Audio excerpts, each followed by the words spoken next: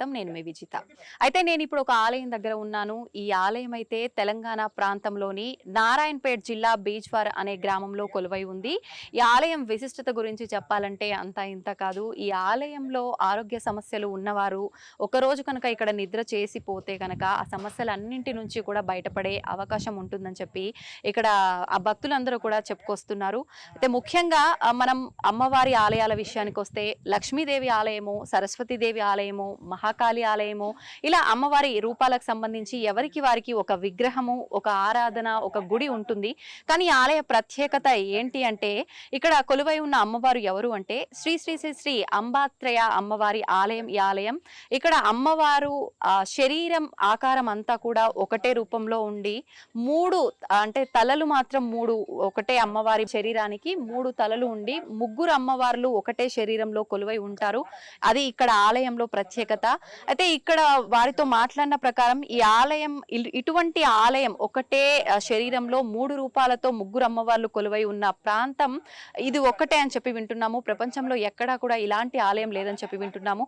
అయితే ఈ ఆలయ విశిష్టత ఏంటి, నిజంగా ఈ ఆలయానికి భక్తుల తాకిడి ఈ మధ్య కాలంలో చాలా పెరిగిపోయింది. నిజంగా అంత మహిమాన్వితమైన ఆలయమా, ఇవన్నీ కూడా ఇప్పుడు ఆలయానికి సంబంధించిన వాళ్ళతో మాట్లాడి తెలుసుకునే ప్రయత్నం చేద్దాం. ఇంకెందుకండి ఆలస్యం, ఆలయం లోపలికి వెళ్దామా?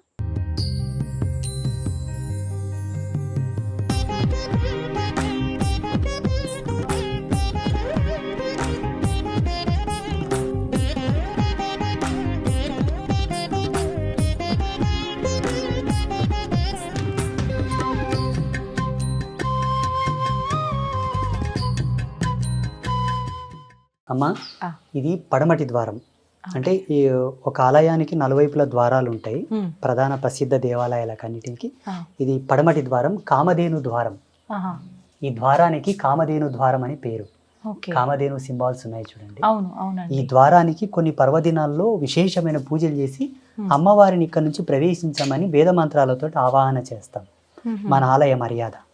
అంటే ప్రత్యేకమైన రోజులు అంటే ఎటువంటి రోజులు? వైకుంఠ ఏకాదశి అనుకోండి, మహాశివరాత్రి, హోలీ పౌర్ణమి, శ్రీకృష్ణ జన్మాష్టమి, కొన్ని పర్వదినాలు, దేవీ నవరాత్రులలో, దీపావళి, అటువంటి పర్వదినాల్లో ఇది చేస్తూ ఉంటాం.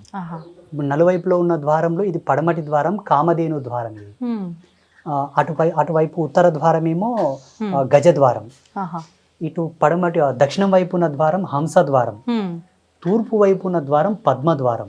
ఎందుకనండి ఇప్పుడు ఒక్కొక్క సైడ్ ఒక్కొక్క పేరుతో, అంటే ఇప్పుడు కామధేను అన్నారు, హంస, ఎందుకు ఇలా నాలుగు పేర్లు నాలుగు వైపు? ఒక దేవాలయం యొక్క రాజమర్యాదలు, ఆలయం యొక్క ధర్మమూలాలు, ఆలయాన్ని స్థాపించినటువంటి ప్రాతిపదికను అనుసరించే ద్వారాల యొక్క విభజన, అధిష్టాన దేవతలు, క్షేత్రపాలకుడు, అన్నీ కూడా అక్కడ ఉపచారములు, కైంకర్యములు అన్నీ కూడా.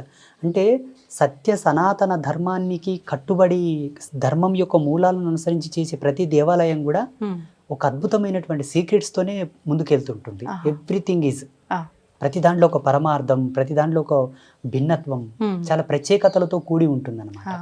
ఇప్పుడు ఈ ఒక్కొక్క ద్వారాన్ని కూడా అమ్మవారితో వాక్కు తీసుకొని ఏ ద్వారం ఎలా ఉండాలి, ఏ కాన్సెప్ట్తో ఉండాలని అమ్మతో ప్రశ్న అడిగి తీసుకొని నిర్మాణం చేయడం జరిగింది. అవునా? ఇప్పుడు ప్రసిద్ధ దేవాలయాలకు వేరే వేరే ద్వారాలు ఉంటాయి. అవునండి. అంబాత్రయ క్షేత్రానికి మాత్రమే ఈ నలువైపులో 4 ద్వారాలు, ఒక్కొక్క ద్వారానికి ఒక్కొక్క విశిష్టత. నాకు ఒక డౌట్ అండి, ఎక్కడైనా ఆలయానికి అక్కడ ప్రధాన దేవుడిగా ఎవరిని పూజిస్తారో ఆ పేరుతో, లేదంటే ఇంకేదో పేరుతో, అంబాత్రయ క్షేత్రం అంటే నాకు కొత్తగా ఉంది వినటానికి.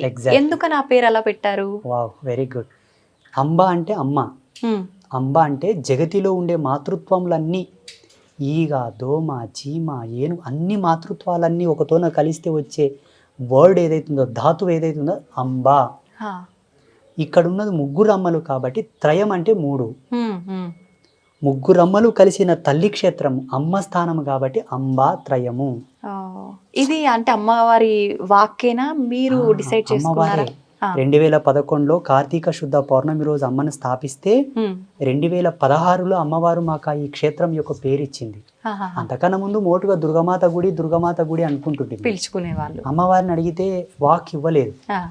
2016వ సంవత్సరంలో అమ్మవారి ముందు కుంకుమ రాసి చదును చేసి పెడితే గుడి తాళాలు వేసి బయటకు వస్తే తెల్లవారేసరికి అక్కడ ఒక పేరు వచ్చింది. ఆ పేరు డీకోడ్ చేస్తే అంబాత్రయ క్షేత్రము అని. అప్పుడు ఈ పేరును కోటి సార్లు దేవి మూలమంత్రము పఠించి మంత్రసహిత నామాన్ని పఠిస్తూ కోటి సార్లు పట్టాభిషేకం చేశాం దర్భల చేత. ఆహా. అప్పుడు ఒక క్షేత్రానికి ఒక పేరు అంకితం అయిపోతుంది. ఆ. ఆ పేరుని ఎవరు పిలుచుకున్నా వాళ్ళకి యశస్సు సిద్ధిస్తుంది, హ్మ్. అనుగ్రహం సిద్ధిస్తుంది. హ్మ్. ఇంకోటి అంబాత్రయం అనే పేరులోనే ఒక అద్భుతం ఉంది తల్లి. హ్మ్. జగతిలో ఉన్న మాతృత్వాలన్నిటిని తలసినటువంటి పుణ్యం. అవును అవును.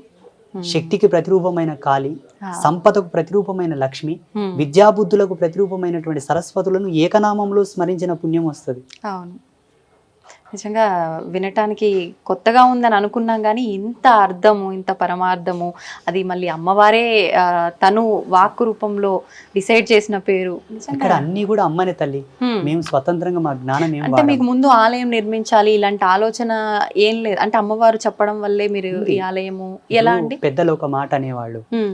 ఆకలి సత్యం అయితే అన్నం ఏడన్నా పుడుతుందిరా, ఆకలి సత్యం అవ్వాలి అంటుండేవాళ్ళు పెద్దలు. ఆ. నా భక్తి సత్యం అనుకుంటాను, ఆ. నా తపస్సు వాస్తవం అనుకుంటాను. హ్మ్. ప్రతిదీ అమ్మయే నాకు ఒక గురువై ప్రతిదీ నిర్దేశకం చేసింది. హ్మ్. హ్మ్. నా దర్శనంలో ఒక ఆలోచన వచ్చేది ఇది చేయాలి అని, ఆ. అది ఆచరణలో పెడితే వాస్తవ రూపం దాల్చేది. ఆహా. అందులో ఎన్నో పరమార్థాలు ఉద్భవించేవి. హ్మ్. అలా ఉద్భవించిందే ఈ క్షేత్రం. Okay okay. అంటే ఏ ఇయర్ లో నిర్మించారండి? 2011లో అమ్మవారి స్థాపన, ముగ్గురమ్మల స్థాపన. ఆ. చిన్నపాటి గుడిసె ఉండేది తల్లి, ఆహాహా. చిన్న కుటీరం, ఋషులు జపం చేసుకున్న కుటీరం లాగా ఉండేది. Okay okay. ఇంకా అదే ఇంతవరకు పుణ్యపురుషులు కొంతమంది పెద్దలు ఇదంతా వాళ్ళు స్వచ్ఛందంగా ముందుకొచ్చి ఆహా. గురూజీ మాకు చేతనైనంత చేస్తామని ఇదంతా చేయడం హ్మ్. మా ప్రియ భక్తులు చేశారు. వాళ్ళకే నా తపస్సు అంత ఇస్తూ ఉంటాను నేను. ఆహాహా. వాళ్ళ వంశావళి అంతా కూడా చల్లగా ఉండాలని. హ్మ్. హ్మ్. ఎందుకంటే నిస్సహాయ స్థితిలో ఉన్నానమ్మా నేను ఇక్కడ. ఇది మారుమూల గ్రామం, పల్లెటూరు. అవునండి. వాడు ధర్మాన్ని తెలిసి నాలో భక్తిని గణించి వచ్చి సేవ చేస్తున్నారు కదా, హ్మ్. ఇది ప్రత్యక్షమైన ధర్మం. అవును, వాడు నిజంగా. చేసింది ఇదంతా. నిజంగా అంటే మీకు ఆలోచన రావటం కానీ మీకున్న భక్తికి అందరూ భక్తులు నమ్మటము, అమ్మవారు ఆమె ఇంకా అంత డిసైడ్ చేసుకుంటుంది అలా. సంతోషం అండి. ఆ.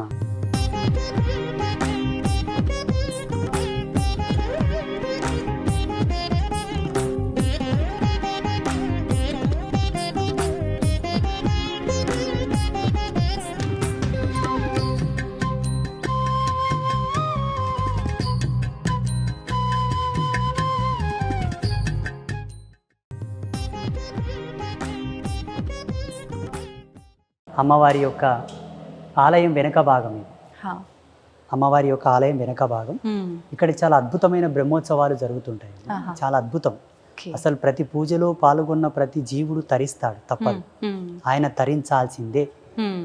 ఆయన 100% తరించాల్సింది. తరించకపోతే అమ్మవారితో నేనే కొట్లాడతాను. ఆ. ఓకే. నేను వాదోపవాదాలు చేస్తుంటాను. అవునా? మొన్న ఒక భక్తుడు చాలా తీవ్ర స్థాయిలో బాధపడుతూ వచ్చాడు. ఆ. నేను వెళ్ళి వాదించాను, ఏమ్మా కాపాడాయన అంత పరిస్థితిలో ఉన్నాడని. నాకు ఆ హక్కు ఉంది. ఆ. మేము సాక్ష్యం ఇవ్వము, కెమెరాలు పెట్టి నీకు బాగా అయింది కదా నువ్వు చెప్పు, నీకు ఇదైంది కదా ఇది చెప్పాను అంటే భక్తిని ఈడ ఆడంబర స్థితికి తీసుకురాకూడదు అన్నది మా కాన్సెప్ట్. హ్మ్. లేకపోతే అలా రికార్డ్ చేస్తే మెనీ మోర్ ఆఫ్ పీపుల్స్ ఉన్నారు ఇక్కడ. అవునవును. అయితే నిజంగానే మీరు అన్నారు ఒక కుటీరంలో ఉన్న ఆలయం ఇప్పుడు ఈ స్థాయిలో ఉంది అని. ఈ స్థాయిలో ఉండడమే కాదండి, భక్తుల తాకిడి కూడా రోజు రోజుకి చాలా ఎక్కువగా పెరుగుతుంది. ఐ డ్రీమ్ మీడియా నుంచి కూడా చాలా మంది భక్తులు పెరిగారు నిజంగా. అంటే అవునా? మీరు చేసిన ఇంటర్వ్యూ చూసి కూడా ఆ. చాలా మంది వచ్చారు, మేము ఐ డ్రీమ్ ఛానల్లో చూసాం గురూజీ అని చాలా మంది వచ్చి చెప్పారు. ఆహాహా. ఆ, అవునా? ఓకే. అయితే స్వామీజీ ఎలాగో మనం వెనక భాగంలో ఉన్నాం కాబట్టి నాకు ఒక చిన్న డౌట్. అయితే ఆలయం వెనక భాగం నుంచి చాలామంది ప్రదక్షిణలు చేసే సమయంలో ఇలా తాకి నమస్కరించుకుంటూ వెళ్తూ ఉంటారు కదా, కానీ కొంతమంది అలా తాకకూడదు అని అంటుంటారు. నిజంగా అలా తాకడం తప్పంటారా? ఏం కాదు, హ్మ్. తాకడం అనేది ఒక పుణ్యమే. భగవంతుడు అట్లా ఏం దయ్యం కాదు, భూతం కాదు. అవును అవును. భగవంతుని యొక్క వీపు భాగంను స్పృశించడం పాపక్షయం అని కొన్ని శాస్త్రాల్లో పెద్దలు రాశారు. ఆహాహా.